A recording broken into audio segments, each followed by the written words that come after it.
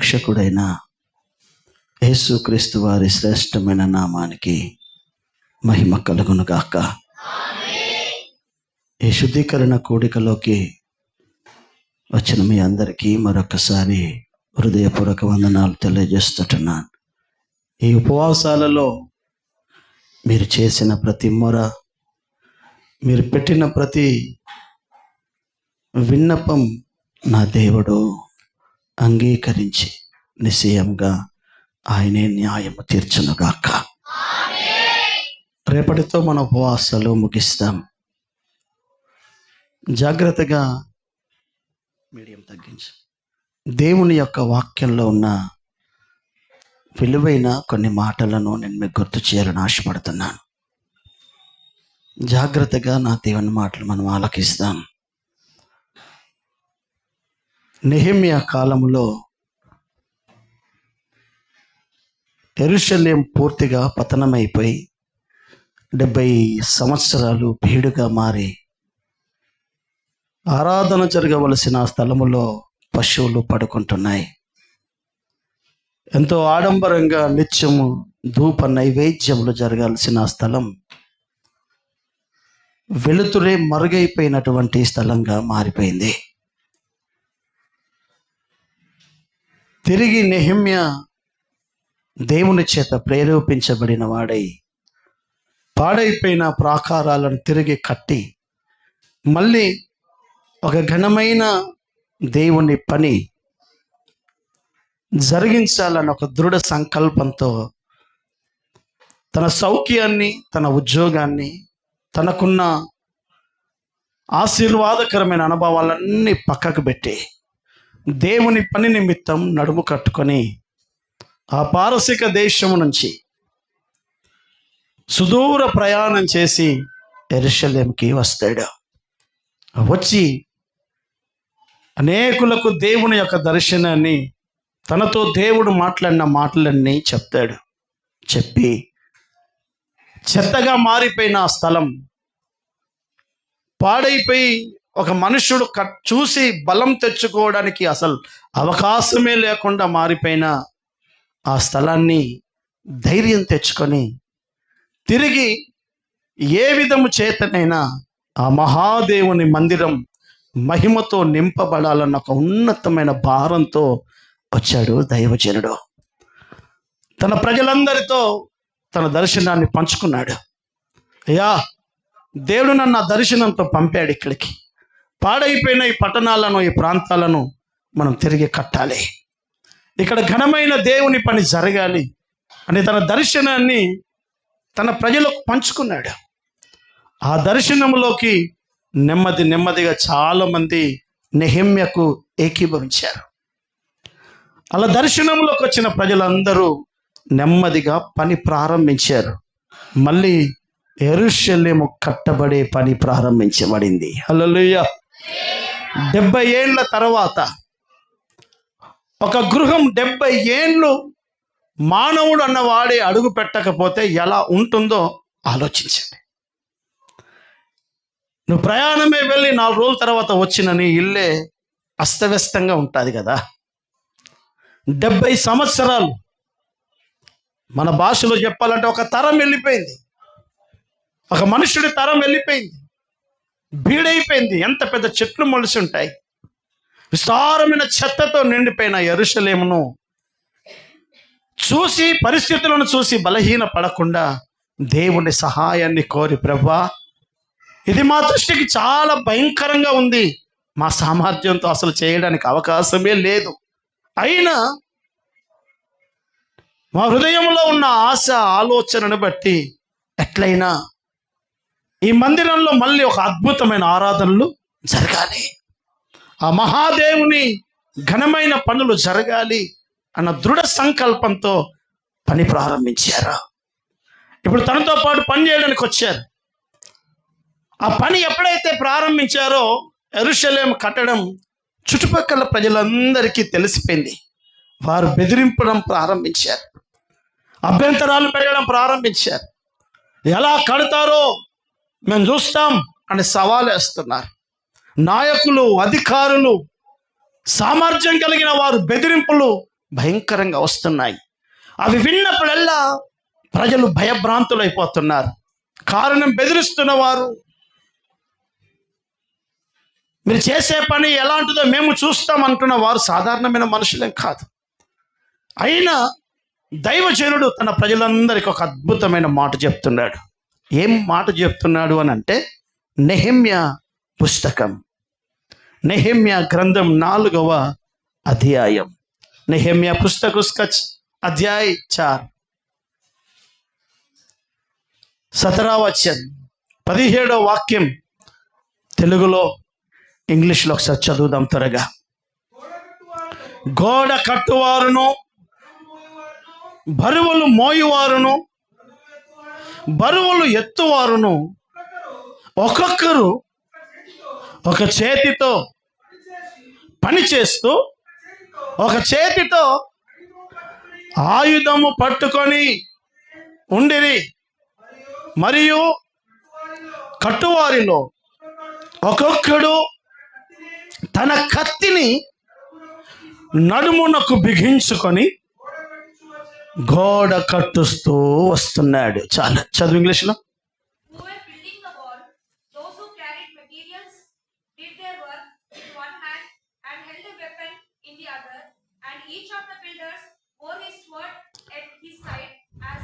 హల్లెలూయా.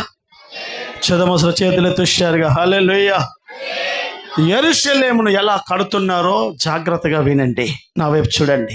దైవజనుడు అంటున్నాడు, అయ్యా విశ్వాస బిడ్డలారా, బరువులు ఎత్తేవారు కొందరున్నారు, బరువులు మోసేవారు కొందరున్నారు, గోడ కట్టేవారు కొంతమంది ఉన్నారు. అందరూ బరువులు మోసేవారు కాదు, అందరూ బరువులు ఎత్తేవారు కాదు, అందరూ గోడ కట్టేవారు కాదు. వారి వారి పని చేస్తున్నారు. పని మాత్రం యెరూషలేము మందిరం పనే. పని విభాగాలుగా విభజించబడింది, కానీ వారి మనస్సు అంతా ఒకటే, ఘనమైన మహాదేవుని మందిరం కట్టబడాలి. హల్లెలూయా.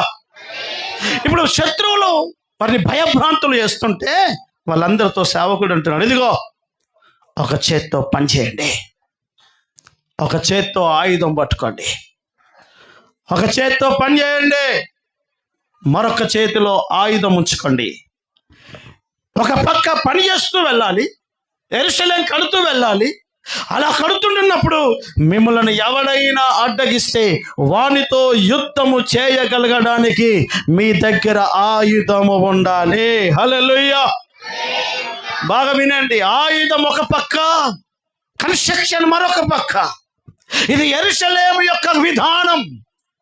దేవుని వాక్యం అంటుంది, సంఘం నూతన యెరూషలేమును మహా పట్టణంతో పోల్చబడింది. మనమందరం సజీవమైన రాళ్ళం. మనము దేవుని మహిమ కొరకు ఒక మందిరంగా కట్టబడుతున్నాం.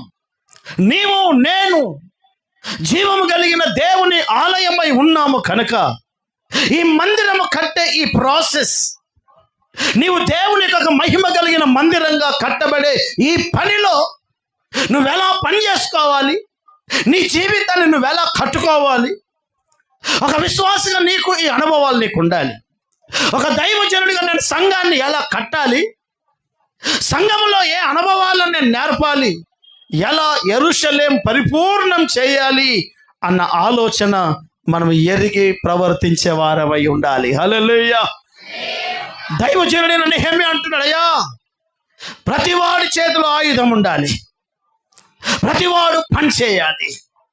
నిన్ను నీవు దేవుని మందిరంగా కట్టుకుంటున్నప్పుడు శత్రువు నువ్వు మందిరంగా మారకుండా, నువ్వు దేవునికి ఒక నివాస స్థలముగా మారకుండా నీ మీదకి దాడి చేస్తాడు. దాడి చేస్తున్నప్పుడు వాడిని ఎదిరించుటకు కూడా నీవు ఆయుధము ధరించుకున్న విశ్వాసివై ఉండాలి. హల్లెలూయా. గట్టిగా హల్లెలూయా.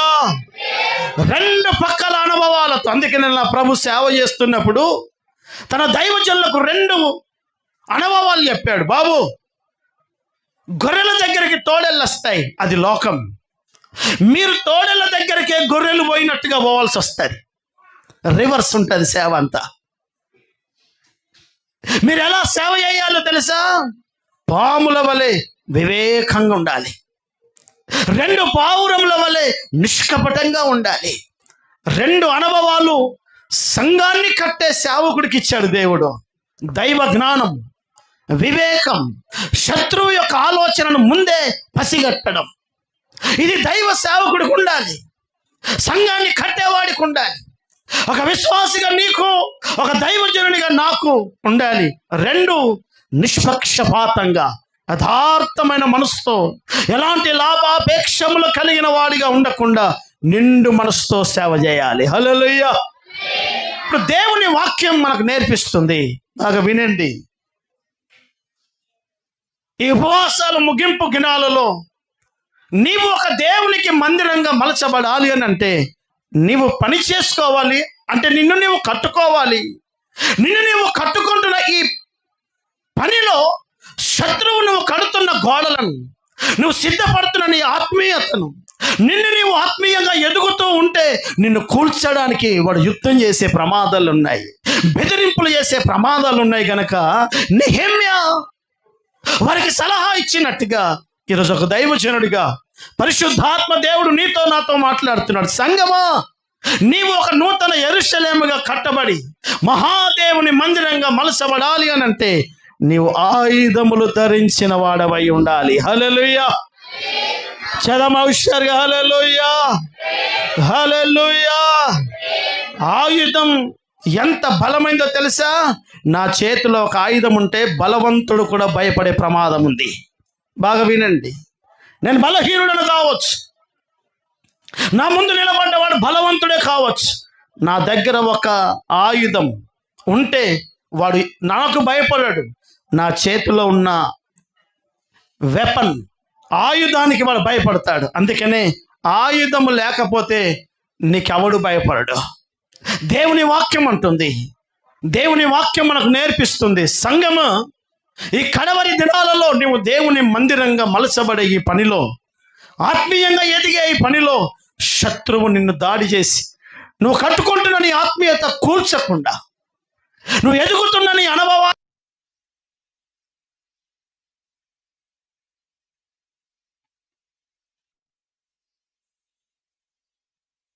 వాక్యం మనకు నేర్పిస్తున్న పాఠం, నీ చేతిలో ఆయుధము కలిగిన విశ్వాసివై ఉండాలి. హల్లెలూయా. చదవం సంతోషంగా హల్లెలూయా. వాల్యూ మంచి హల్లెలూయా. చదవం సంతోషంగా హల్లెలూయా, హల్లెలూయా. ఇదే మాటను మన ప్రభువును, రక్షకుడైనటువంటి నా ప్రభువు కూడా ఒక అద్భుతమైన మాట మాట్లాడతాడు. లూకా సువార్త 11వ అధ్యాయం 2వ వాక్యాన్ని ఒకసారి చదువుదాం. 21వ వాక్యాన్ని చదువుదాం. 11వ అధ్యాయం, లూకా సువార్త 11వ అధ్యాయం 21. బలవంతుడు ఆయుధములను ధరించుకొని తన ఆవరణమును కాచుకొనినప్పుడు అతని కలిగిన స్వాస్థ్యం, సొత్తు భద్రము ఉంటుంది. హల్లెలూయా. నా వైపు చూడండి దయచేసి. నీకు కలిగిన నీ కుటుంబం, నీకు కలిగిన పని, నీకు కలిగిన నీ పిల్లలు, ఏదైతే నీది అని నువ్వు ఈ భూమి మీద కలిగి ఉన్నావో, ఒక దైవజనునిగా నా సేవను, ఒక విశ్వాసిగా నీ ఆత్మీయతను, నీ కుటుంబాన్ని, నీ పిల్లలను శత్రువు దోచుకొని పోకుండా ఉండాలి అని అంటే లేఖనం అంటుంది, బలవంతుడు తన ఖండ బలముతో పనిచేయడం కుదరదు, కానీ అతడు ఆయుధము ధరించుకొనిన వాడైతే, అతడు ఆయుధము ధరించుకున్న వాడైతే తన సొత్తును ఎవ్వడు దొంగలించడానికి అవకాశము ఉండదు. ఒకవేళ ఆయుధం అనేది నీ దగ్గర లేకపోతే నీ కుటుంబాన్ని, నీ ఆర్థికాన్ని, నీ పసిపిల్లలను, నీ ఆరోగ్యాన్ని, నీకు కలిగిన ప్రతి దానిని వాడు దోచుకునడానికి నీ శత్రువు నీ మీద దాడి చేస్తాడు. అందుకని లేఖనం మనకు నేర్పిస్తున్న పాఠం ఏంటంటే, యెరూషలేమనబడుతున్న దేవుని సంఘమా, నీ చేతిలో ఒక పక్క ఆయుధం ఉండాలి, రెండు పక్క నువ్వు దేవుని కొరకు నిన్ను నువ్వు కట్టుకునే పనిలో ఉండాలి.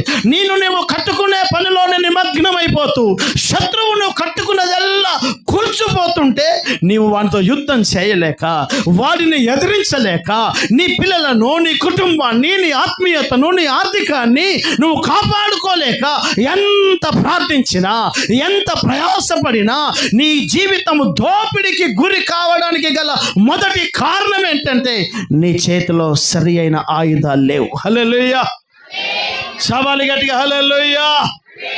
ఆయుధాలు ఎవరి దగ్గర ఉంటాయో వాడి దగ్గరికి శత్రువు అంత ఈజీగా రాడు.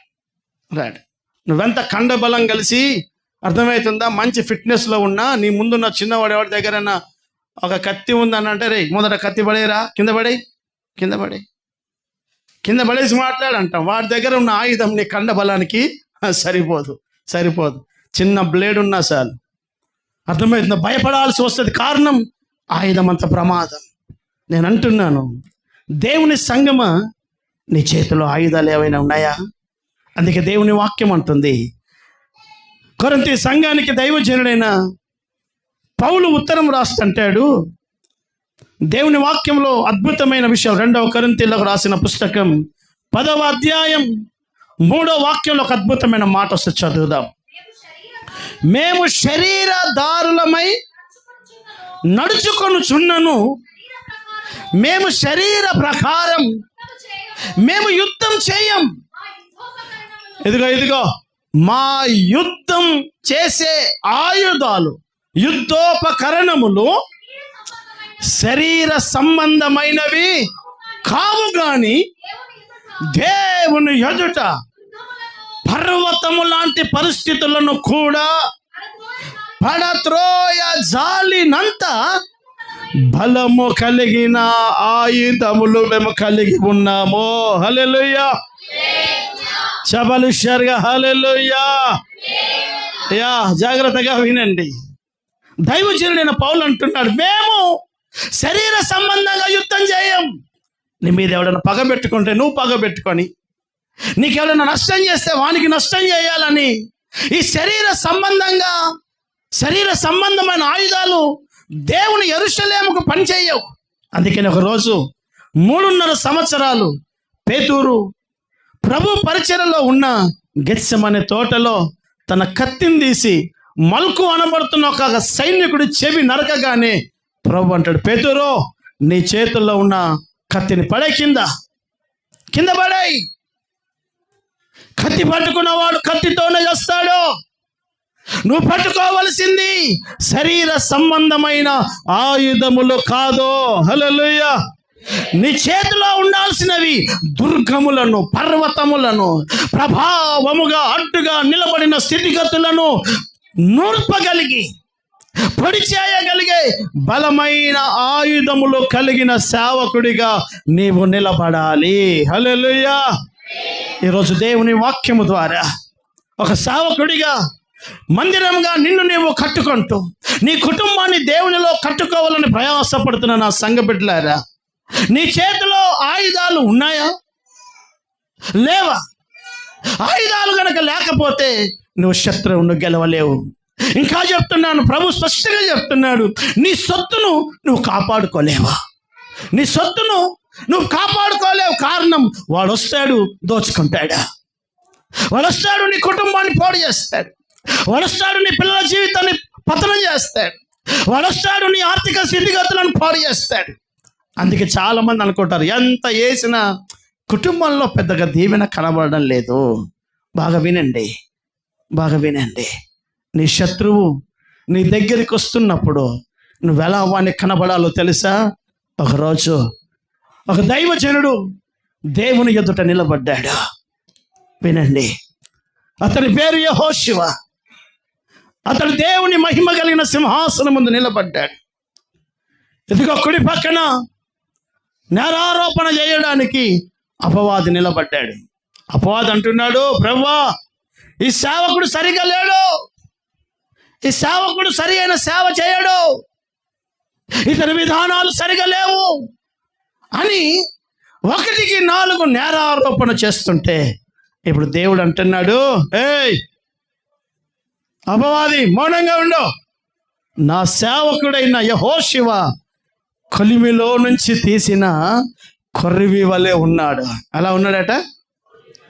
కొలిమిలో నుంచి ఇప్పుడే అలా కాలుతున్న కొలిమిలో నుంచి అలా తీసిన కొరివిని ఎవడన్నా పట్టుకోగలడా? ఎవడన్నా పట్టుకోగలడా? దేవుని వాక్యం అంటుంది, ఒక దేవుని బిడ్డగా, రైట్, ఒక దేవుని సేవకుడిగా మనం ఎలా ఉండాలి అని అంటే, మన ఆయుధములు శరీర సంబంధమైనవి కావు.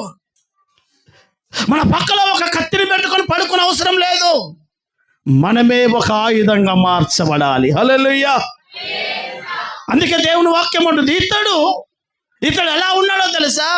కొలిమిలో నుంచి తీసిన ఒక కొరివిని ఎవడన్నా పెట్టుకుంటాడా? పోయి ఈయనతో పెట్టుకున్న కొరివి ఈయనతో పెట్టుకుంటే నిప్పులలో తల పెట్టినట్లే అని అన్నారు. కొరివితో ఎవడన్నా ముట్టుకుంటాడా? దేవుని బిడ్డగా నీవు నేను ఎలా ఉండాలని బైబిల్ చెప్తుందనంటే, ఒక పక్క దేవుని పనిలో నిన్ను నీవు కట్టుకుంటూ ఆత్మీయంగా ఎదుగుతూ నీ ప్రాంతంలో నీ ప్రజల మధ్యలో దేవుని కొరకు దేవుని పక్షంలో నిలబడుతున్న నా సంగమ నిన్ను చూస్తున్నప్పుడు, నీ శత్రువైన అపవాది నిన్ను చూస్తున్నప్పుడు, నీ కుటుంబానికి వచ్చి వాడిని గమనిస్తున్నప్పుడు, నీ ఒక కొరివి వలె, మండుతున్న నిప్పు కణము వలె ఎప్పుడైతే వాడిని కనబడతావో నీతో యుద్ధము చేయడానికి వాడు నిలబడలేడా? అందుకే దేవుని వాక్యం స్పష్టంగా అంటుంది, బలవంతుడు ఎవడైనా ఉన్నాడా? వాడు ఆయుధములు ధరించుకున్నవాడై ఉండాలి. నీ చేతిలో ఏ ఆయుధాలు ఉన్నాయో, అసలు ఉన్నాయో లేవో ఒకసారి ఆలోచించి. లోకంలో దేవుణ్ణి నమ్మనప్పుడు, నేను సినిమాలకు వెళ్తున్నప్పుడు ఒక మాట విన్నాను, కత్తులతో కాదు కంటి చూపుతోనే చంపేస్తారు.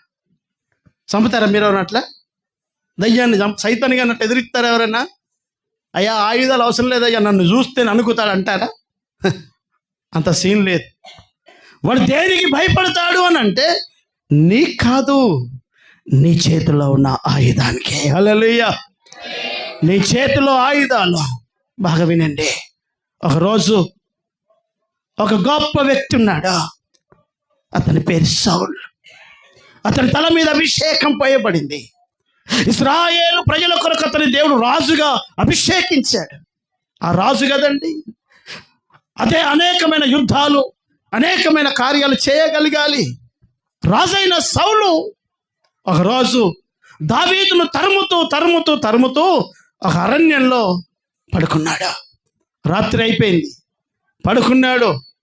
తన ఈటె, యుద్ధము చేసే ఈటె ఉంటుంది కదండి, ఆ ఈటె తన మంచం పక్కన అలా నాటాడు.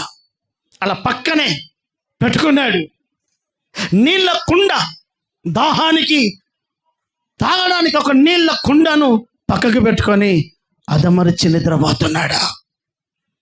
దావీదు రాత్రికాల సమయంలో అతనితో పాటు అభిషేకనబడుతున్న ఒక వ్యక్తిని తీసుకొని వచ్చి ఆ యొక్క ఈటెను, ఆ నీళ్ళ కుండను తీసుకొని వెళ్ళిపోయాడు. వెళ్ళిపోయిన సంగతి, వచ్చిన సంగతి సౌలుకు తెలియదు. అతని ఆయుధాలు తీసుకొని పోయాడు దావీదు. ఇప్పుడు దావీదు అంత దూరం వెళ్ళి కేకేస్తున్నాడు, అబ్నేరు, రాజైన సౌలు సైన్యాధిపతి అయిన అబ్నేర్, మీ రాజును నువ్వెందుకు కాపాడలేకపోయావు? నీ రాజు అదమర్చి నిద్రపోతుంటే శత్రువు వచ్చి నీ రాజు యొక్క ఆయుధములను ఎత్తుకొని పోతే నీకు సోయలేదా? అక్కడ ఎంత మంచి మాట్లాడతాడు తెలుసా? నువ్వు మొగాడివి కాదా? నువ్వు నిజంగా మొగాడివేనా? ఎందుకు కాపాడలేకపోయావు? కారణం, నిద్ర మేలుకొని చూసేసరికి ఇదిగో ఈటె లేదు, నీళ్ళ తిత్తి లేదు.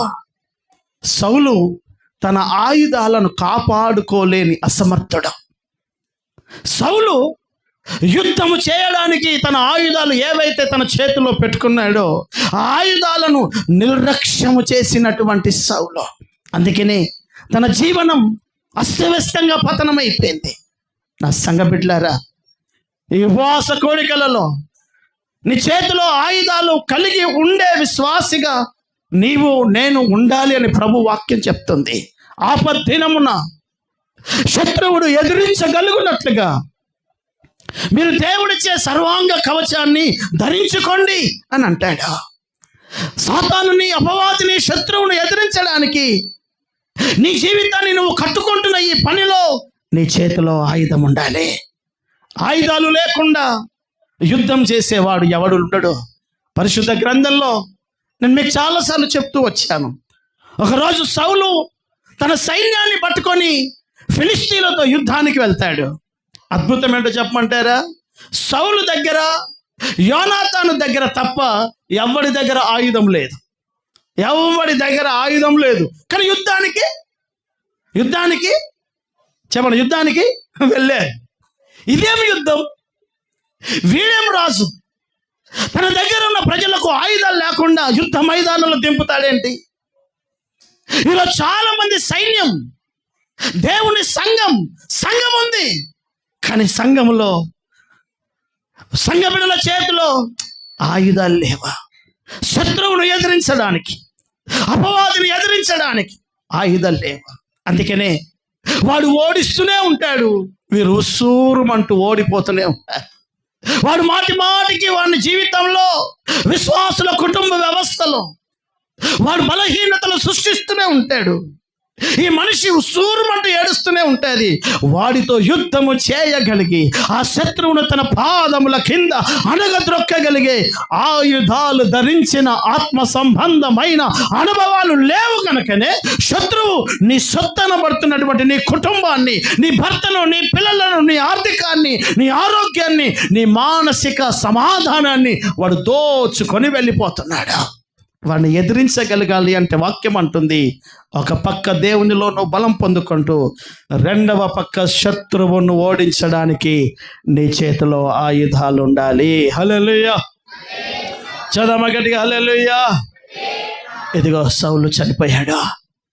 వినండి జాగ్రత్తగా. సౌలు చనిపోయాడు. సౌలు చనిపోయిన తర్వాత జరిగిన భయంకరమైన పని ఏంటో తెలుసా? చదువుతారా? శామ్యూయేలు మొదటి పుస్తకం 31వ అధ్యాయం 9వ వాక్యం నుంచి ఒకసారి చదవండి. అతని తలను ఛేదించి, ఇదిగో అమ్మా, సౌలు ఆయుధములను తీసి తమ బొమ్మల గుళ్ళలోను జనులలోను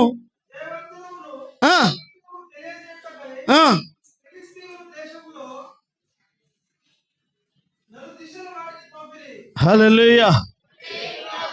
చదమస్సు స్వరమెత్తి గట్టిగా హల్లెలూయా, హల్లెలూయా.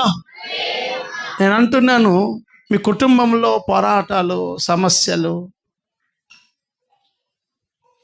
మారని 10 ఏళ్ళ నుంచి మారని భర్త, 10 ఏళ్ళ నుంచి మారని ఆర్థిక స్థితి, మీకేం రోషం, పౌరుషం ఏం అనిపించడం లేదు? అలవాటు పడ్డారా? ఫిక్స్ అయిపోయారా? శత్రువు మీ కుటుంబంలో పనిచేస్తున్న పనిని చూసి ఆ శత్రువును ఎదిరించాలన్న ఆశ, ఆలోచన చాలామంది దేవుని ప్రజలకు లేదు. ఆ శత్రువుతో కలిసి బతికే అలవాటు ఇలా చేసుకున్నారు. దేవుని వాక్యం అంటుంది, సౌలు యొక్క ఆయుధాలట దేవతల గుడిలోకి వెళ్ళిపోయాయి. ఎక్కడికి వెళ్ళిపోయాయి? చెప్పండి, ఎక్కడికి వెళ్ళిపోయాయి?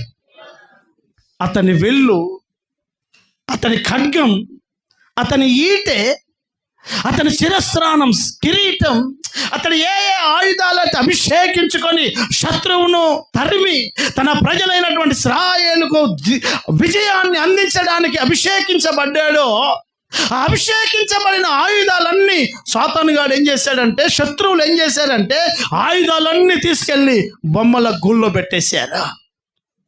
చాలా మంది దేవుని బిడ్డల ఆయుధాలు వారి చేతిలో లేవు, చేతులు ముడుచుకొని కూర్చుంటున్నారు. అందుకే కుటుంబ వ్యవస్థ పతనమైపోతుంది. దేవుని వాక్యం, దేవుని లేఖనం నేర్పుతుంది, నీ చేతిలో నువ్వు ఆయుధము కలిగిన విశ్వాసివై ఉండాలి. హల్లెలూయా. దేవుని లేఖనం అంటే అది ఇర్మియా పుస్తకంలో, ఇర్మియా గ్రంథం 8వ అధ్యాయం 18వ వాక్యం ఒకసారి చదువుదాం. ఇర్మియా పుస్తకం 8వ అధ్యాయం 18వ వాక్యం. 8వ అధ్యాయము 18వ వాక్యం. నా గుండె నా లోపట సొమ్మసిల్లుచున్నది, నేను దేని చేత దుఃఖోపశాంతి పొందుదును? యెహోవా సంఘములో లేకపోయినా, ఆమె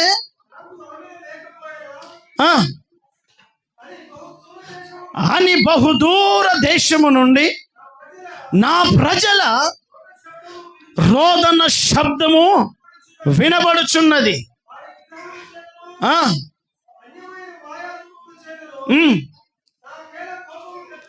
నాకేల కోపము తెప్పించి తిరిగి కోతకాలము గతించిపోతున్నది, గ్రీష్మకాలము జరిగిపోవచ్చున్నది. మనము మన కుటుంబ వ్యవస్థ బాగుపడకయే ఉన్నాము అని చెప్పుదురు. నా జనుల వేదనను బట్టి నేను వేదన పడుచున్నాను, వ్యాకుల పడుచున్నాను. ఘోర భయము నన్ను పట్టి ఉన్నది. ఇదిగో గిలాదులో గుగ్గిలము ఏమీయో లేదా, అక్కడ ఏ వైద్యుడును లేడా, నా జనులకు స్వస్థత ఎందుకు కలగకపోవచ్చున్నది? హల్లెలూయా. సభసలు చేతులు చూశారుగా. హల్లెలూయా. నా ప్రజలకు అంటే ఎవరు? దేవుని స్వాస్థ్యం. దేవుని వాక్యం ఉంటుంది, నా ప్రజలకు స్వస్థత, క్షేమము, నెమ్మది ఎందుకు రావడం లేదు? కారణం ఏంటో తెలుసా? గిలాదులో గుగ్గిలము ఏమీ లేదా. గుగ్గిలము అనేది దేవుని వాక్యం చెప్తుంది సామ్రాణి. గుగ్గిలం అంటే ఏంటి?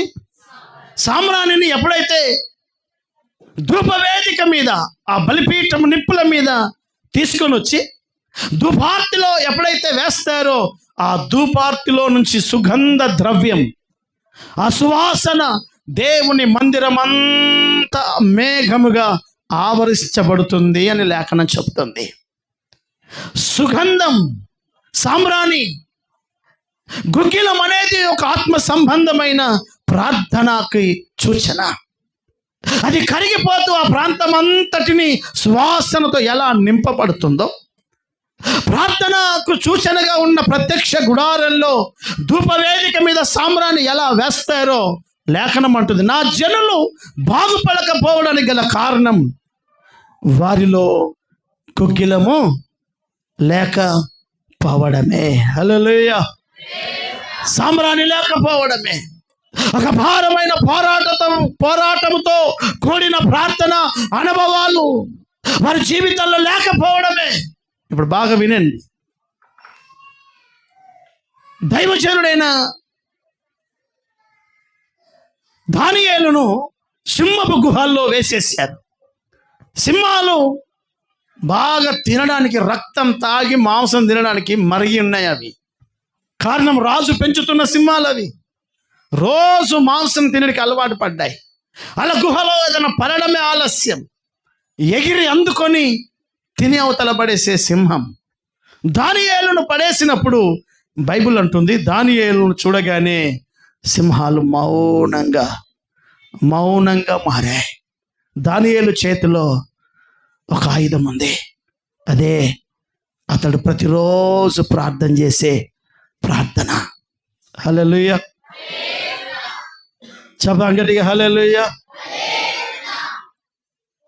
అతడు ఆ గుహలో పడగానే సింహాలు మౌనం. అతడి చేతిలో బల్లాలు, ఈటెలు, కత్తులు ఏమీ లేవు. అతడు ఎలాంటి వాడు అని అంటే లేఖనం అంటుంది, దేవుని బిడ్డలారా, ముమ్మారు ప్రతిరోజు దేవునితో బలమైన ప్రార్థన సహవాసం కలిగిన వాడు. అందుకే దేవుని వాక్యం ఉంటుంది, చాలామంది సేవకులు, చాలామంది పరిశుద్ధులు వారి పుస్తకాలలో రాసిన అనుభవాలు ఏంటంటే సింహాలన్నీ మౌనమైపోయాయి. కారణం కొదమ సింహం దిగింది గనక. హల్లెలూయా. ఏం దిగిందట? దానియేలు ఎవరో కాదు, ఆయన కొదమ సింహం. కొదమ సింహం బోన్లో దిగిన తర్వాత ఇంకా సింహాలు ముడుచుకొని కూసుండుడే. దేవుని వాక్యం అంటుంది, మన చేతిలో ప్రార్థన అనేది ఒక ఆయుధం. చెప్పండి, ఏంటండి అమ్మా? ఏంటి ఆయుధం? ఉందా? అరిగిపోయిందా? అసలు ఉన్నదా? సౌలు ఆయుధాలు ఎత్తుకుపోయి గుళ్ళో పెట్టినట్టు నిన్ను ఎవడన్నా దోసుకున్నాడా? ఉన్నాయా? ఆయుధం ఉందా? ఆయుధం అనేది ఉంటే నీ సొత్తు భద్రమే. ఆయుధం అనేది లేకపోతే నువ్వు దోపిడికి గురి కావడం ఖాయం. నువ్వు కడుతూ ఉంటావు, బండ మీద బండ, రాయి మీద రాయి పెడుతూ ఉంటున్నాడు నెహెమ్యా.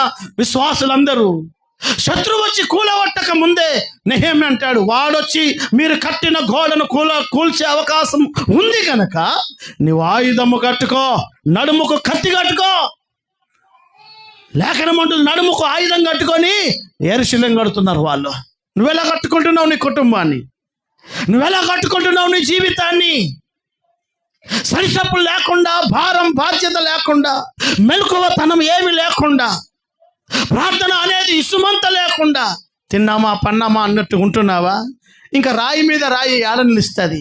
నువ్వెంతైనా ప్రార్థించు. 10 ఏళ్ళు అవుతుంది నీ ఇంట్లో నువ్వు ఒకదాని వచ్చావు, నువ్వు ఒకదానివే ఉంటున్నావు, సావుకు దగ్గర పడుతున్నావు, ఇంకొక మనిషి మాత్రం వచ్చింది లేదు. కారణం, నువ్వు కడుతూ ఉంటున్నావు, వాడు వచ్చి కూలగొడుతూ ఉంటున్నాడు. నువ్వు కడుతూ ఉంటున్నావు, వాడు కూలుస్తూ ఉంటున్నాడు. ఇంకా ఏడ పైకి పోయేది? ఇంకెక్కడ పైకి పోయేది? పొలం దాకా పని చేసావు, రాత్రి పడుకున్నావు, మళ్ళీ తెల్లారొచ్చి చూస్తే గోడ మళ్ళా కింద పడింది. మళ్ళీ ప్రారంభం. ఈ ప్రారంభం రోజు ప్రారంభం. ఇక ముగించేది అక్కడ, ఇంకా ముగించేది అక్కడ. కారణం, లేఖనం అంటుంది, నెహెమ్యా సరి అయిన సలహా ఇస్తున్నాడు.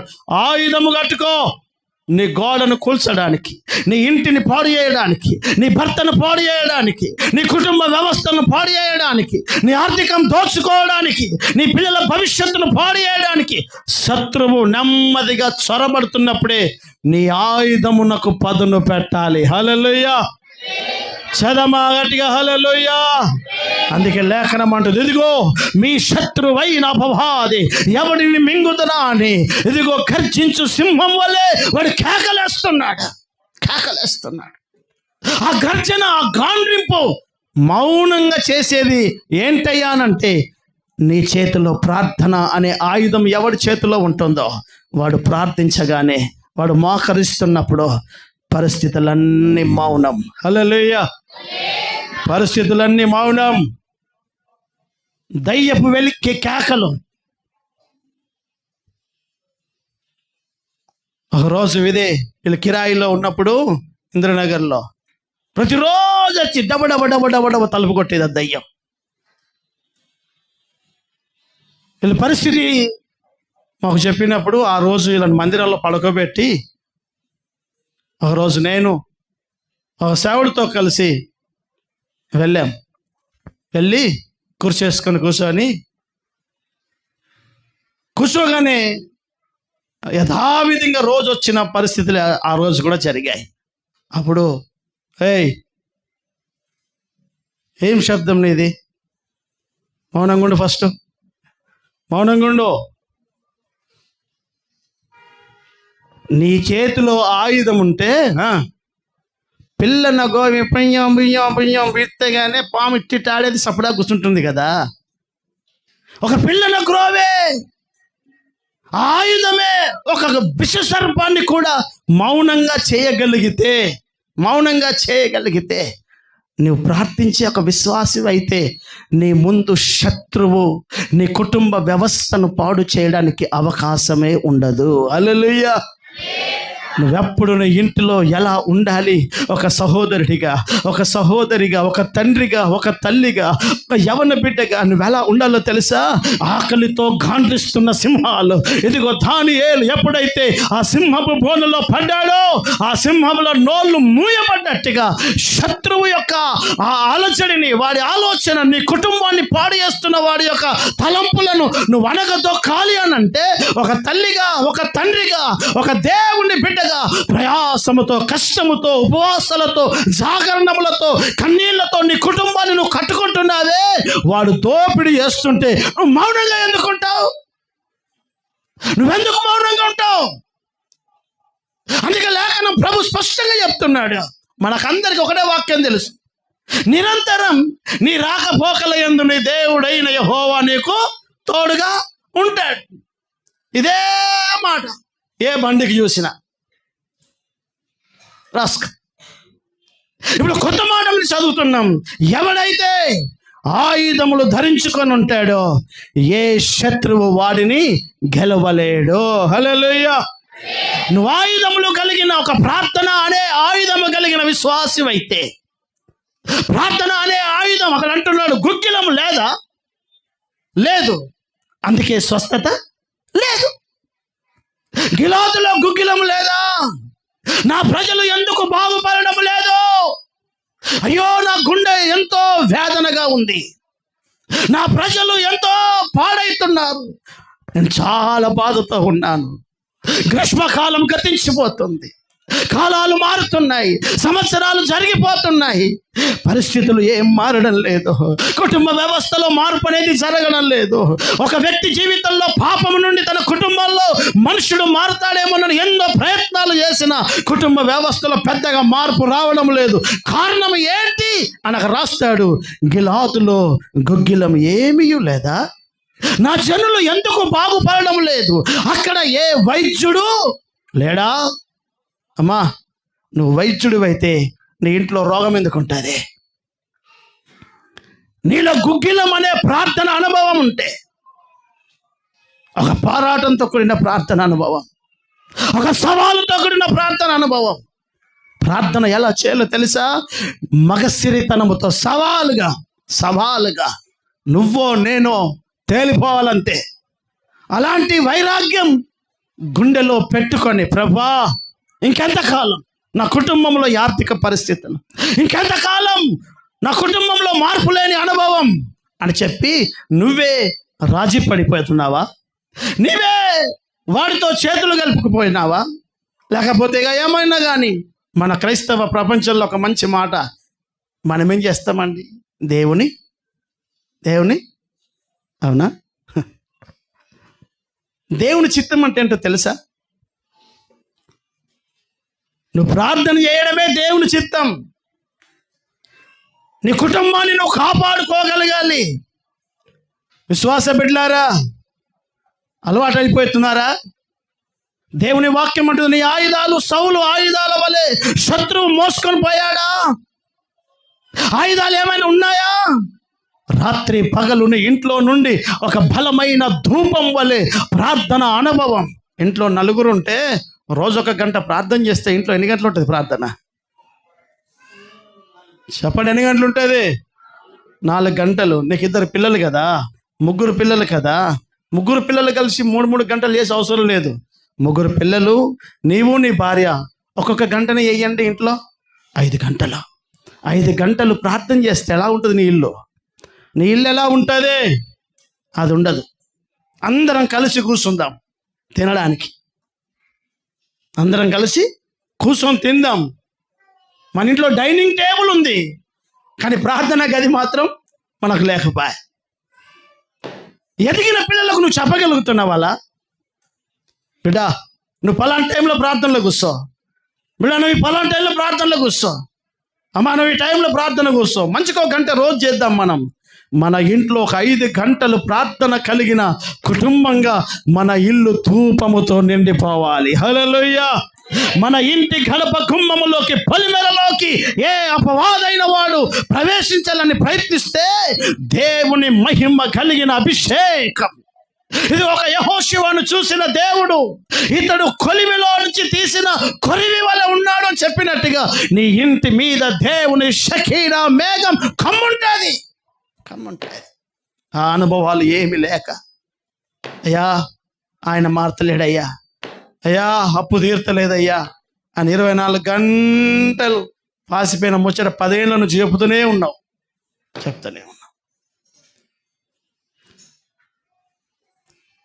దేవుని వాక్యం అంటుంది, నెహెమ్యా ఇస్తున్న సలహా, ఆయుధం ఉంచుకో, నీ కుటుంబాన్ని కట్టుకో, ఆయుధం ధరించు, నిన్ను నువ్వు కట్టుకో.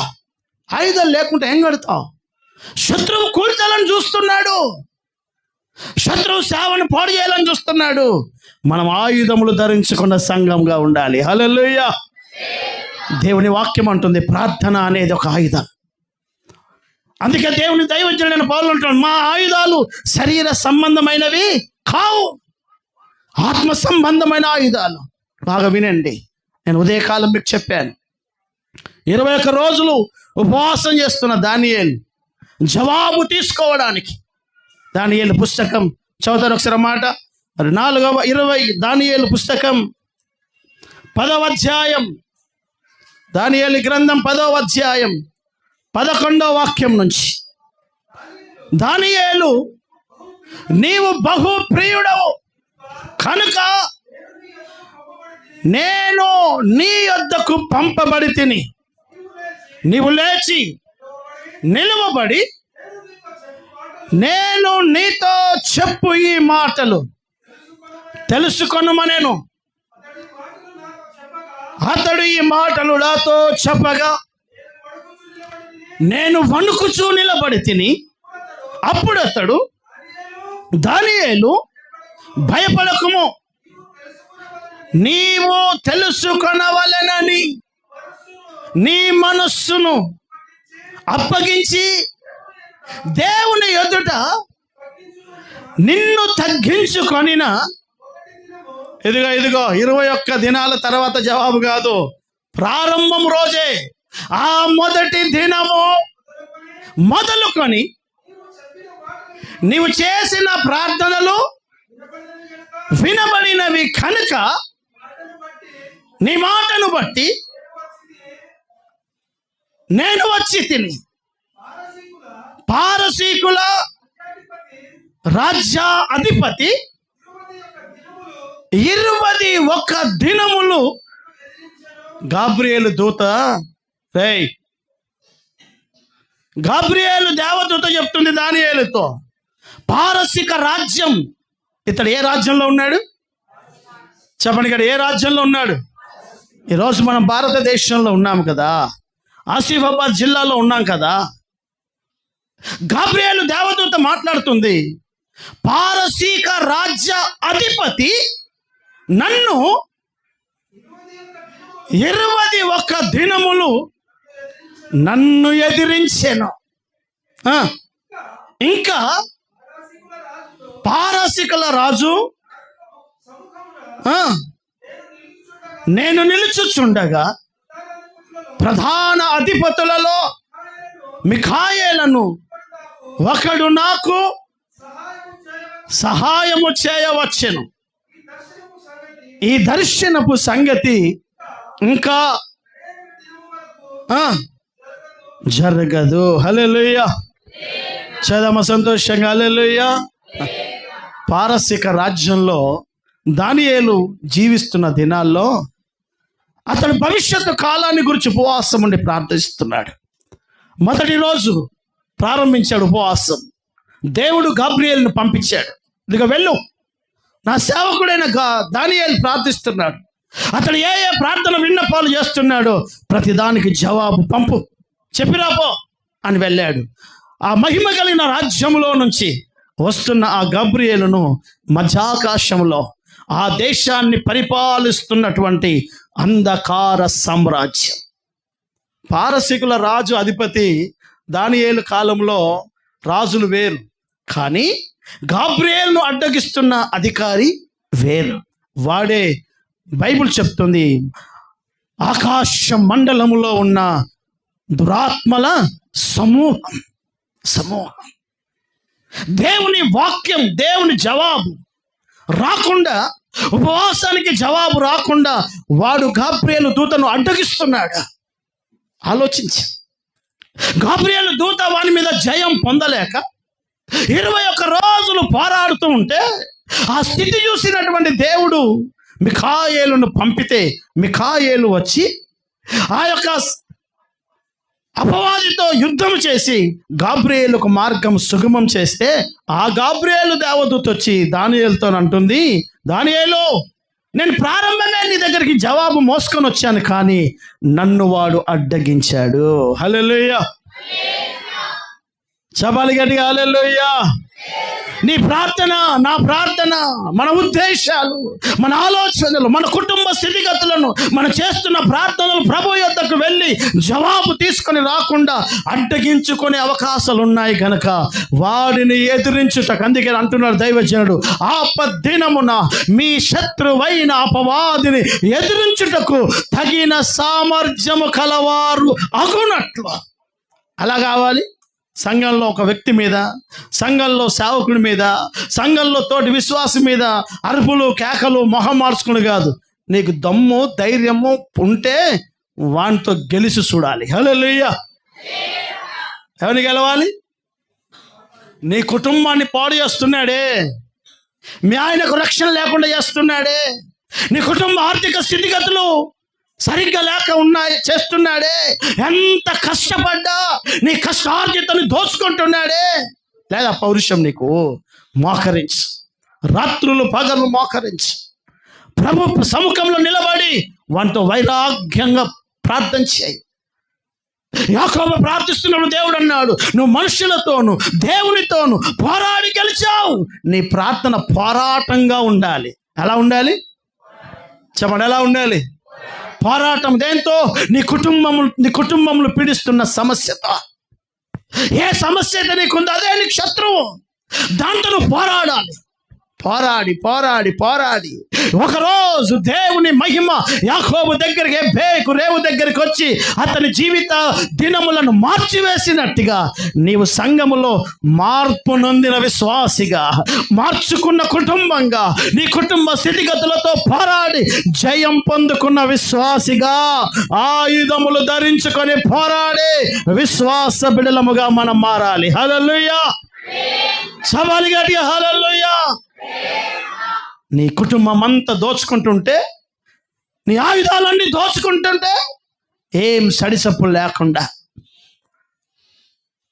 ఉదయకాలం ప్రార్థించే అలవాట్లేదు, సాయంకాలం లేదు, రాత్రి లేదు, 24 గంటలు గడియారం తిరుగుడు మీద తిరుగుతుంది, కానీ మనం ఏడ ఆగింది లేదు, ప్రార్థన చేసింది లేదు.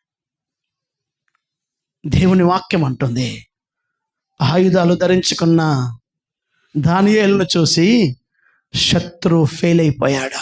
దానియేలు, నిత్యము సేవిస్తున్న నీ దేవుడు నిన్ను కాపాడా? ఎందుకు కాపాడాడు అమ్మా? ఎందుకు కాపాడాడు? నిత్యము సేవిస్తున్న నీ దేవుడు మీ ఆయనను మార్చడా? నీ ఆర్థికం మార్చడా? నీ కుటుంబ స్థితిగతులు మార్చడా? అప్పుడు దానియేలు అంటున్నాడు, అవును, నా దేవుని ఎదుట నేను నిర్దోషినై ఉన్నాను గనక అతడు సింహముల నోలను మూసి నన్ను కాపాడాడు. ప్రజలు చూస్తూ ఉండగా నువ్వు చెప్పగలవు, అవును, నా దేవుడు నా కుటుంబాన్ని మార్చగలడు, నా భర్తను మార్చగలడు, నా ఆర్థిక స్థితిగతులను మార్చగలడు.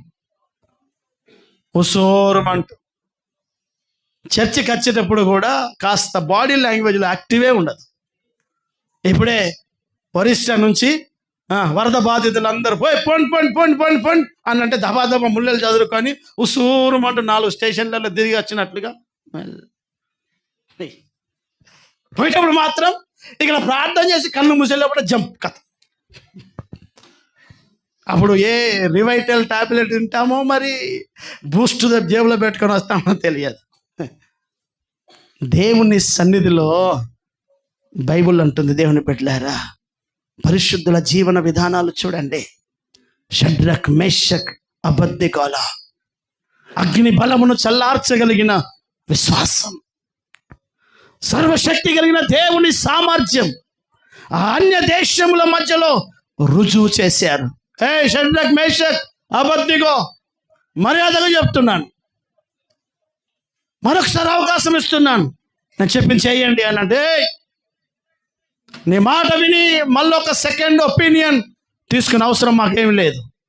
మా దేవుడు మండుతున్న అగ్ని గుండములో నుంచి తప్పించుటకు సమర్థుడు. హల్లెలూయా. చదమ గట్టిగా హల్లెలూయా. ఎంత ధైర్యం అండి వాళ్ళ గుండెల్లో. అదే ఎంత ధైర్యం, ఎంత ధైర్యం ఉంటే ఎంత ధైర్యం ఉంటే ఆ మాట మాట్లాడాలి. అది కూడా రాజు దగ్గర. రాజు దగ్గర మా దేవుడు సర్వశక్తి గల దేవుడు, ఆయన కాపాడగలడు అనే ఒక రాజు దగ్గర అంత ధైర్యంగా చెప్పగలరంటే అచంచలమైన విశ్వాసం. అది కదా వాళ్ళ ఆయుధం. ఆయుధం అగ్నిగుండాన్ని కూడా చల్లార్చేసింది. ఆయుధాలు. అందుకే యిర్మీయా పుస్తకంలో ఆయన అంటాడు, దేవుని బిడ్డలారా ఒక మాట చదువుతారా?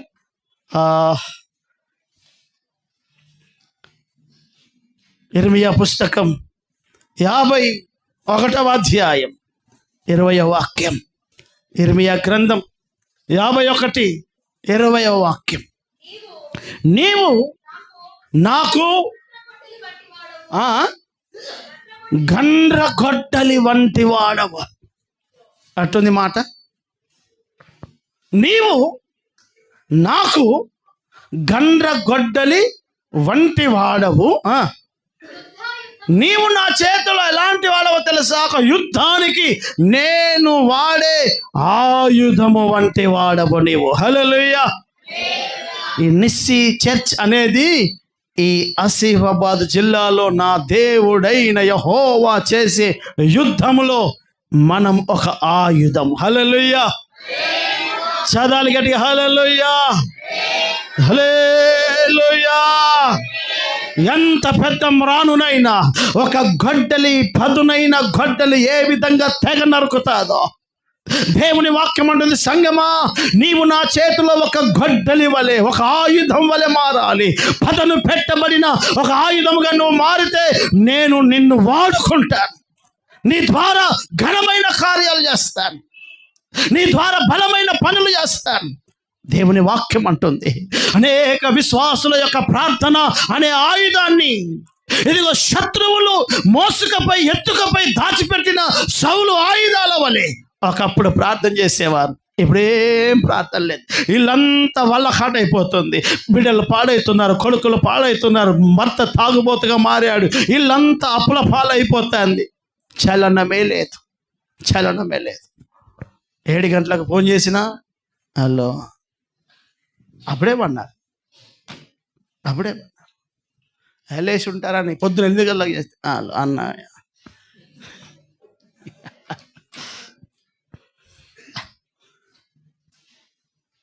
ఏమండి. బైబిల్లో నిద్రపోయే వారిని ఏమని చెప్పింది తెలుసా? ఓయి ఓయి నిద్రపోతా, రే నిద్రపోతాడా. నిద్రపోతు సమస్త దరిద్రానికి మూలం. బైబిల్ అంటుంది నిద్రమత్తు దరిద్రానికి కారణం. ఏ ఇంటిలో నిద్రమత్తు ఉంటుందో, మెలకువతనం అనేది ఉండదో, ఆ ఇల్లు దారిద్ర్యానికి దారితీస్తుంది. విశ్వాసం బిడ్డలారా, నా మాటలు జాగ్రత్తగా వినండి. ఈ ఉపవాసాలలో నీ కుటుంబాన్ని నువ్వు ఎలా కట్టుకోవాలనుకుంటున్నావు? చేతిలో ప్రార్థన అనే ఆయుధం ఉందా? విశ్వాసం అనే ఆయుధం ఉందా? నీ కుటుంబంలో కట్టుకోగలిగిన ఆయుధం నీ లేఖనం అంటుంది, ఎవడైతే బలవంతుడై ఉన్నాడో, ఆయుధాలు ధరించుకొని ఉంటాడో వాడి సొత్తంతా భద్రముగా ఉంటుంది. నీ సొత్తు, నీ స్వాస్థ్యం, నీ కుటుంబం భద్రంగా కాపాడాలంటే నీవు ఆయుధములు ధరించుకునే విశ్వాసివై ఉండాలి. ప్రార్థించే విశ్వాసివై ఉండాలి. మొరపెట్టే విశ్వాసివై ఉండాలి. దేవుని వాక్యం చలవిస్తుంది. దేవుని బిడ్డలారా, రాత్రులు పగళ్ళు ఒక మెలకువ కలిగిన తల్లిగా, ఒక మెలకువ కలిగిన తండ్రిగా నీ ఇంటిలో ఎప్పుడు దేవుని పాద సన్నిధానంలో ప్రభా నా పసిబిడ్డలయ్యా, ప్రభా నా భర్త అయ్యా, ప్రభా నా భార్య అయ్యా, అయ్యా నా కుటుంబం అయ్యా, రక్షణ లేని నా కుటుంబకులు ప్రభా వృద్ధాప్యములోకి, మరణ పాడములోకి వెళ్ళిపోతున్నారయ్యా. వారి ఆయుష్ తీరక ముందే ప్రభా ఒక ఘనమైన కార్యం చేయండి. చేయండి. రాత్రి పగలు దేవుని కాళ్ళ దగ్గర మొరపెట్టగలిగే వారు ఆయుధాలు కలిగిన వారుగా ఉంటారు కనుక, ఒక బలమైన సామర్థ్యం కలిగిన వారు ఉంటారు కనుక, ఆ ఆయుధమే నీ కుటుంబం అంతటిని కాపుదల ఇస్తుంది. ఆయుధాలు ఎత్తుకపోయి సాతానుగాడు ఎక్కడో పడేసినట్టుగా అర్థమవుతుందండి. ఆయుధాలు పోగొట్టుకొని నీ కండబలంతో, నీ తెల్లబట్టలతో, నీ పాటతో, నీ మాటతో వాణ్ణేం చేయలేవు, వాణ్ణేమి చేయలేవు. నీ డ్రెస్ కోడ్ చూసి, నీ ప్రతిష్టను చూసి, అర్థమవుతుంది, నీ బట్టలను చూసి వాడు భయపడేవాడు కాడు. వాడు భయపడతాడంటే ఎవడికి తెలుసా? బాగా వినండి, ఎవడికో తెలుసా? ఎవడైతే బలముగా ప్రార్థన చేసే వ్యక్తి ఉంటాడో వాడెప్పుడు మండుతూ ఉంటాడు కనుక వాడిని చూసి సడిసప్పులు లేకుండా పక్కకి వెళ్తాడు. హల్లెలూయా. ప్రార్థన అనే ఆయుధం. అందుకే దేవుని వాక్యం అంటుంది, యెషయా గ్రంథంలో రాస్తాడు, నీవు నా దేవుడైన యెహోవా నిన్ను ఇదిగో కొత్తదైన నుర్రిపిడి మ్రానుగా చేస్తాడు. నుర్రిపిడి పదను పెట్టబడిన ఒక మ్రానుగా చేస్తాడు. నువ్వు ఎలా ఉంటావో తెలుసా? పర్వతంలో నూరుస్తావు నువ్వు. ఆలోచించు. నీ సొత్తు, నీ కుటుంబం భద్రంగా ఉంచుకోగలగాలి అని అంటే, నువ్వు ఒక ఆత్మీయ యెరూషలేముగా మారాలి అని అంటే, నీ ఆయుధంలో శత్రువు ఎత్తుకొని పోకుండా నువ్వు కాపాడుకో. ఒక టెర్రరిస్ట్ను, ఒక నక్సలైట్ను పోలీసు వాళ్ళు పట్టుకోవాలంటే మొదట, హే బాబు హ్యాండ్స్ అప్, చేతుల పైకి, ఆయుధాలు అక్కడ పెట్టాయి. డిపార్ట్మెంట్ వాళ్ళు వెళ్ళి ఆయుధాలను తీసుకొని మొదట అన్ని చెక్ చేసిన తర్వాత వాడిని పట్టుకొని పోతారు. కారణం, వాడి చేతిలో ఒక ఆయుధం ఉంటే ఎవరినైనా ఏమైనా చేస్తాడు కనుక, ఆయుధం ప్రమాదం కనుక, శత్రువు చేతిలో ఆయుధం ఉండడం మంచిది కాదని ఆయుధాన్ని మొదట కలెక్ట్ చేసుకుంటాడు.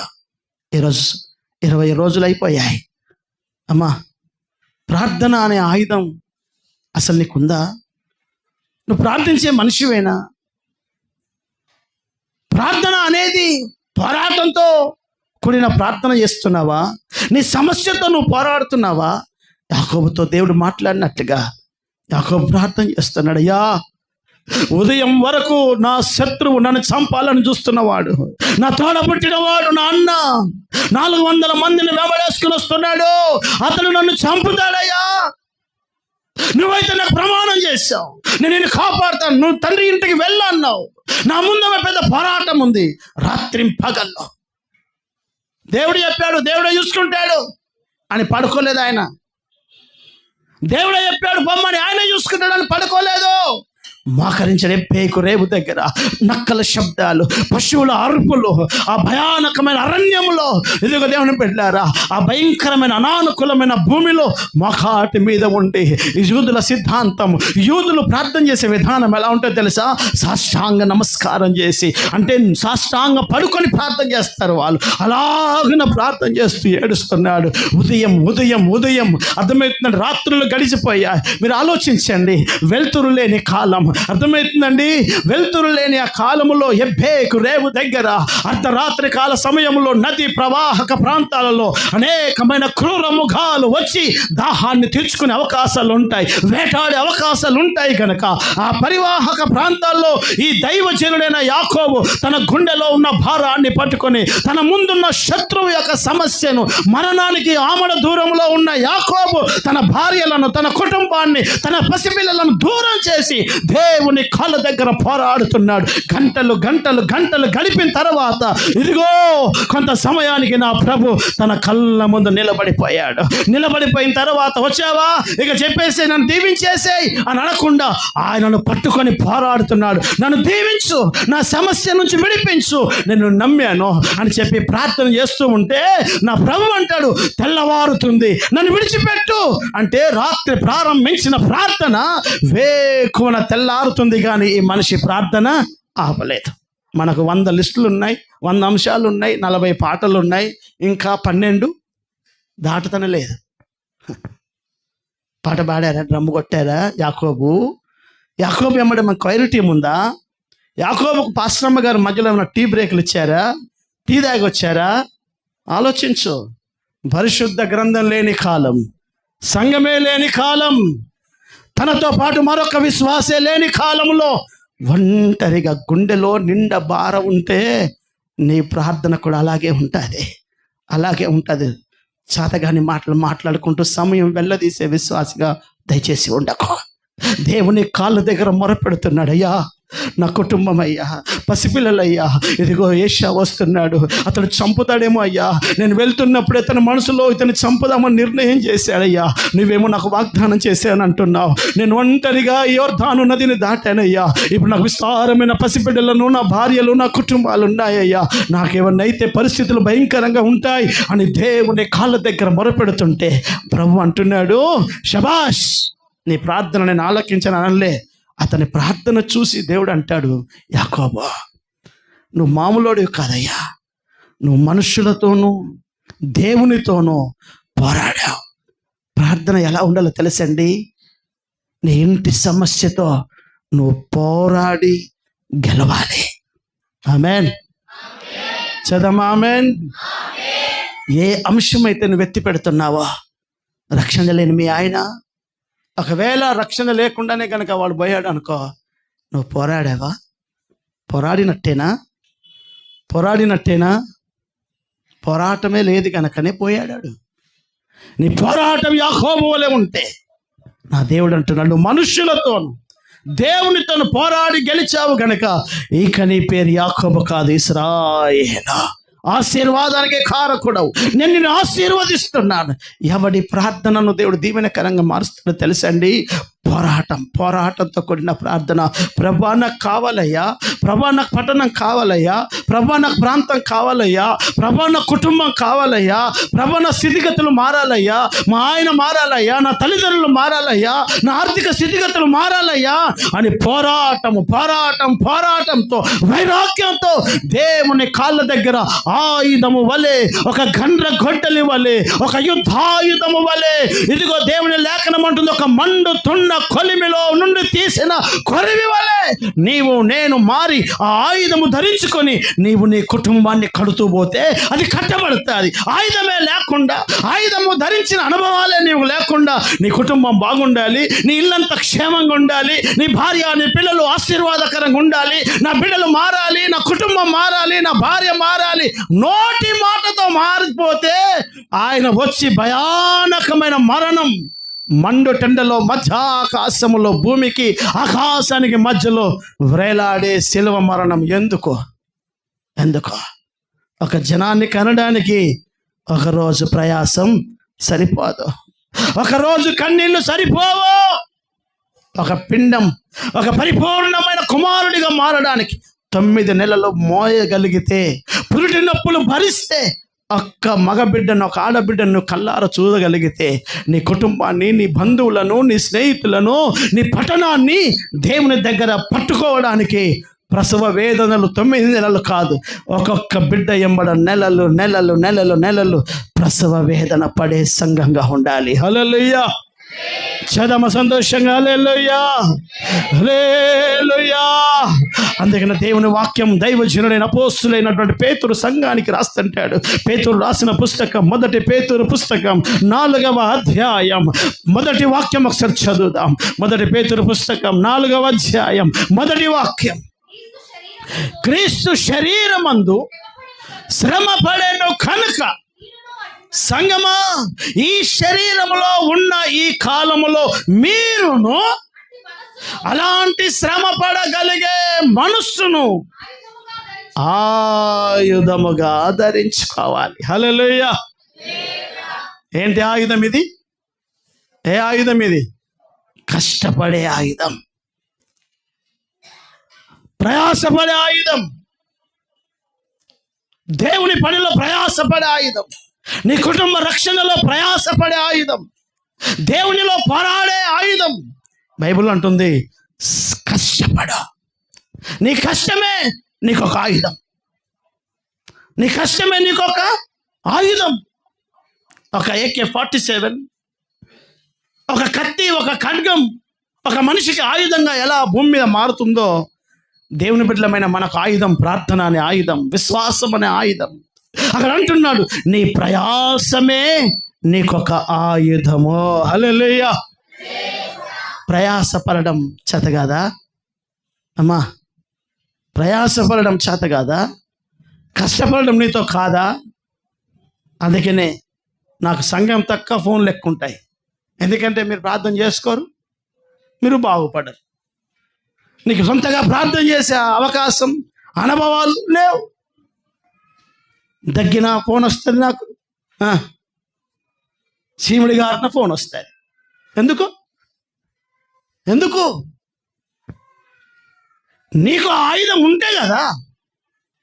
నీవు ఆ ఆయుధము ధరించుకున్న వ్యక్తి అయితే నీవే ఆ సమస్యను సాల్వ్ చేసుకోలేవా? బైబిల్ అంటుంది, మార్కు సువార్త 16వ అధ్యాయం 16వ వాక్యం. అందరు తీయండి, మీ పెన్ తీసుకోండి, అండర్లైన్ చేసుకోండి. మార్కు సువార్త 16వ అధ్యాయం 16వ వాక్యం. నమ్మి బాప్తిస్మము పొందినవాడు రక్షించబడును, నమ్మని వానికి శిక్ష విధించబడును.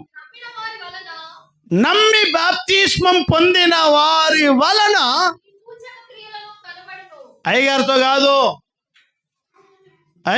కాదు, బాప్తిస్మం పొందిన వారితో కూడా ఈ పనులు కావాలి. అప్పుడే నువ్వు ఒరిజినల్ విశ్వాసి. నమ్మి బాప్తిస్మం పొందిన వాడు రక్షించబడతాడు, నమ్మని వానికి శిక్ష విధించబడుతుంది. నమ్మిన వారి వలన ఇవే సూచనలు కనబడతాయి. ఏమనగా నా నామమున. చాలు. ఎంతమంది అయ్యాలు వెళ్ళగొట్టారు మీరు ఇప్పటి వరకు? బాప్తిస్మం పొందారు కదా మీరు అమ్మా? బాప్తిస్మం పొందిన విశ్వాసులైనా మీరు? ఎంతమంది బాప్తిస్మం తీసుకున్నారు? ఇంతమంది బాప్తిస్మం తీసుకున్నారు కదా. బైబిల్ అంటుంది, బాప్తిస్మం తీసుకున్న వారి వలన ఈ సూచక క్రియలు కనబడతాయి. ఏది? యేసు నామములో దయ్యాలను ఎవరు? మరి ఎలాగొట్టావా? నీకే పడుతున్నాయా అంటే ఆలోచించుకో. వాక్యమే నీ జీవితంలో ఏమీ నెరవేరడం లేదు. స్టెఫెన్ ఎల్లగొడుతున్నాడు, ఫిలిప్పు ఎల్లగొడుతున్నాడు. కారణం, ఒక విశ్వాసికే దేవుడు అంత అధికారం ఇచ్చాడు. ఒక దయ్యాన్ని ఎల్లగొట్టడానికి పాస్టర్ గారితో పని లేదు. నువ్వు నిజంగా ఆత్మీయంగా ఎదిగి దేవుని రక్షణ కోటలో నిలబడి ఆత్మ సంబంధంగా ఎదిగిన విశ్వాసం అయితే యేసు నామములో నీవే, నీ కుటుంబంలోను, బంధువులలోను ఎక్కడ చీకటి పనిచేస్తుందో దానిని నువ్వు గద్దిస్తే అది వెళ్ళిపోతుంది.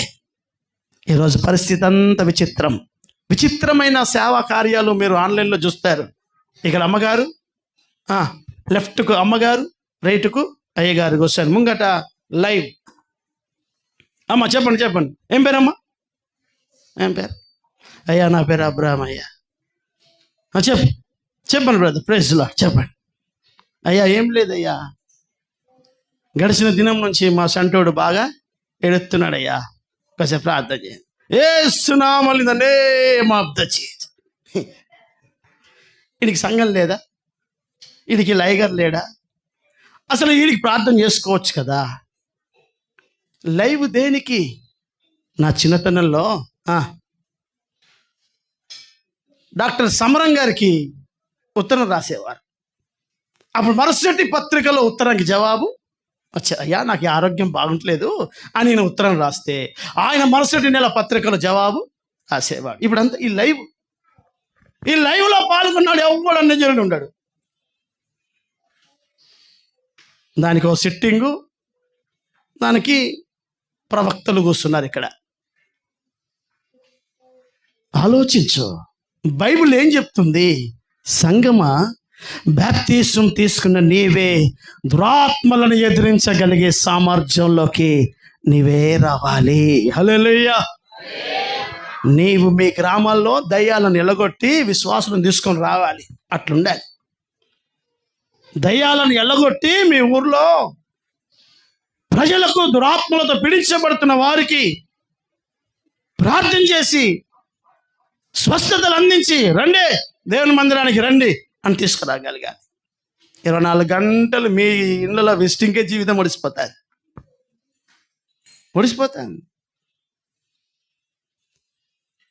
ఆలోచించు. ఆయుధం లేకుండా ఏమి ఎదుర్కొంటావు తల్లి? ఏమి ఎదుర్కొంటావు? ఒక గురకగాని దగ్గర నేను ఒక కట్టె పట్టుకొని తిరుగుతుంటాడే. ఏ పశువైనా నీ చేతిలో కట్టె ఉంటుంది, నీకు ఎదురు తిరగలదా? ఒక క్రూర ముఖం కూడా నీ చేతిలో ఆయుధం ఉంటుంది, గాండు నుంచి బయటకు వెళ్ళిపోతుంది కదా. ఆయుధం లేకుండా నువ్వు తొడగొట్టుకుంటుంది, ఊకుంటుందా? ఊకు. ఒక కుక్క అయినా ఒక పశువైనా ఏదైనా ఒకని చేతిలో ఆయుధం ఉంటే భయభ్రాంతులు అవుతుంది. అపవాది ఎప్పుడు భయపడతాడు తెలుసా? నీవు ఆయుధము ధరించిన విశ్వాసివై ఉండాలి. హల్లెలూయా.